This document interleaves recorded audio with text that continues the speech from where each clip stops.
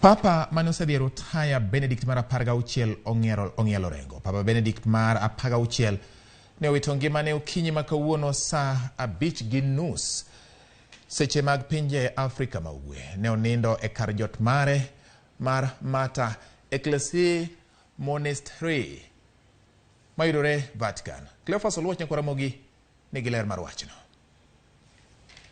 Higa mar 1927 dwe mar Ang'wen tarik 16 ne onyuole kendo ne otise ni Joseph Alois Ratzinger e piny mar Jerman.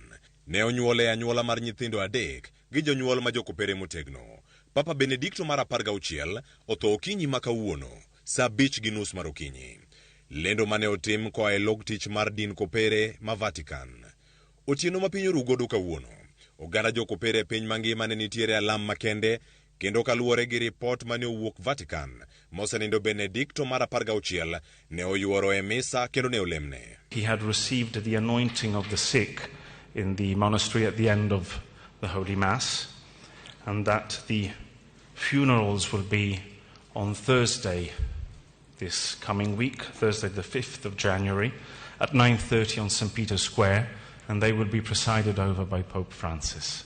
E piny Kenya, Archbishop manosedhi rutaya e Diocese ma Kisumu, Zacchaeus Okoth, paro Papa Benedicto mar 16 ma bende ne oyudo thuolo mar tiyo godo. Alogo ne an in charge of the Kenya Catholic Conference. Kane wadhi Rome, ka wadhi ga bang' higni 5 ka walimo Papa. Ne wadhi ga ofise gi mondo wane department ka department wala manonyiswa weche. Kuom nane manabe na ayie ni ng'ani pache kendo en ng'ama orito wach Nyasaye motegno, puonj mar Nyasaye motegno, chik mar Nyasaye motegno, kendo notimo kaka Kristo dwaro. To mare biro machiegni gi higni 10 nyaka nogwe tao kaka jatend din kopere e piny mangima.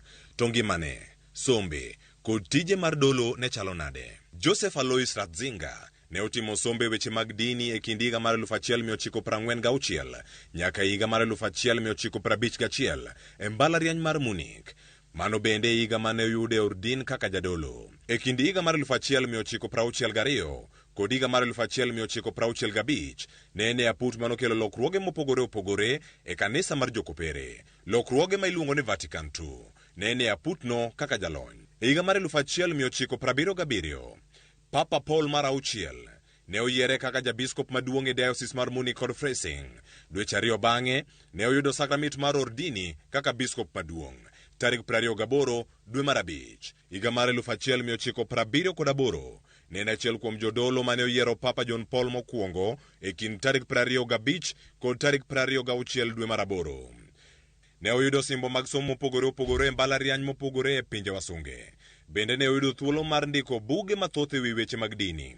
E kind higa mar 1986 1992 ne oyiere kaka jatend weche mag dini mag jokopere. Tich mane otimo kuom thuolo mar higni 6. E higa mar 2005 tarik 19 dwe mar Ang'wen ne oyiere kaka papa manyien.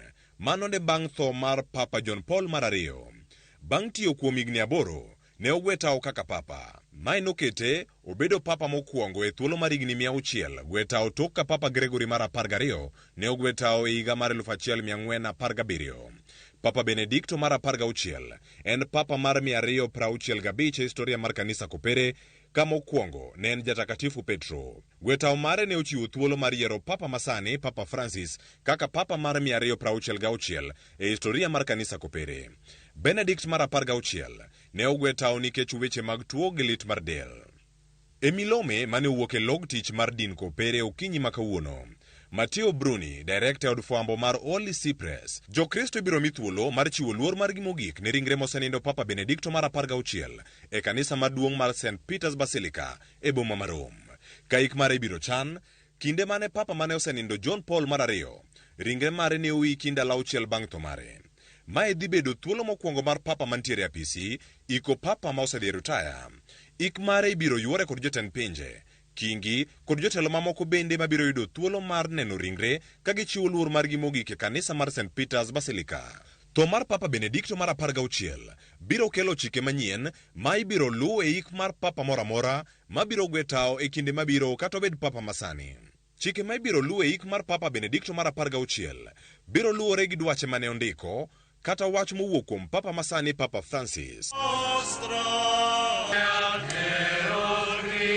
Chenro mar yik mare ibiro landi machiegni. Papa Benedikto mar 16 otho kiny ma kawuono ko johigni 95. Din makopere biro pare yo mopogore opogore. Into ibiro pare nade? Sani kwayo en mana lemo. Papa Benedikto mar 16.